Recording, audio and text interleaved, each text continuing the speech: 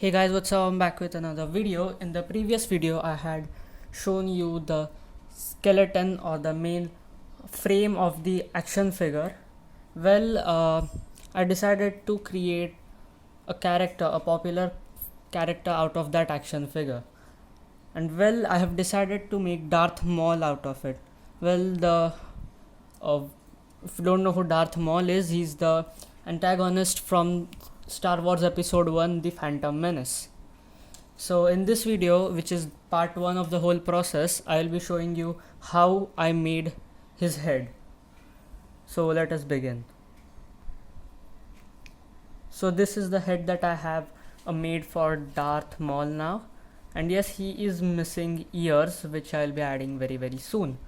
So the first thing that I did was divide this into two different parts. So let us start with the first one. This is the most important part of making the head. This was part of the basic frame. I extended this over here and added this part over here. I had followed Paper Patriot's tutorial for this one, where he shows the Goku head, but I used it for making Darth Maul. And making his horns was a simple process, but it takes a lot of time and patience. Basically, you have to make three triangles like this one. You have to cut them out and stick them together in order to get a three-dimensional piece like these horns. So I just colored this up now and I had sticked it. So these are exactly like the tattoos and the patterns as Darth Maul has on his head. The second part was making his face. Yeah, I also had to put two additional horns here. He has these two. So I just drew his face onto a flat piece of paper. It was already a red colored paper. I did not color the red part up. I just drew him on the red paper and then made the black tattoos and his patterns over with a black colored marker. And I did stick his eyes there. Here's a closer look at Darth Maul.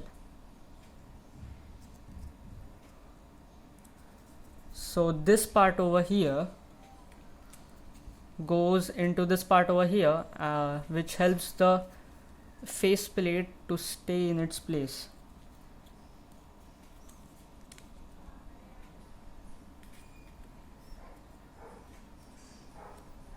And that is Darth Maul's head.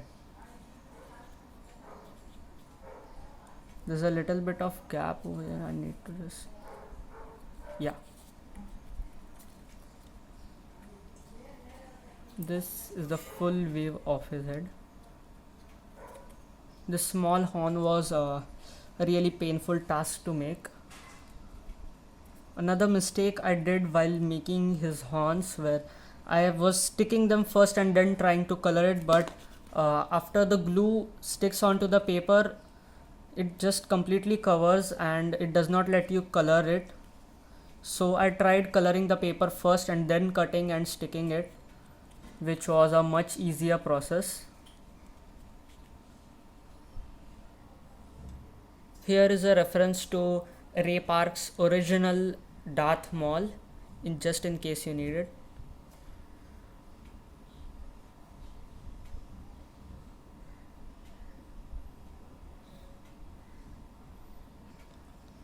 Along with Darth Maul's head, I have also started making his arms.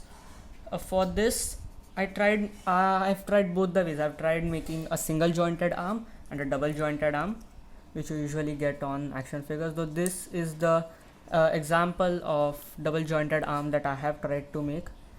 This is a single jointed arm. So there's nothing much here. It just bends still like 90 degrees. But with the double jointed arm, it bends all the way in. Also, there is a bicep swivel available on both the arms,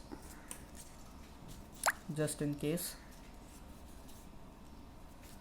So what's the gimmick with these is that you have one tube of paper going over here like the joint, and this one just moves just like so.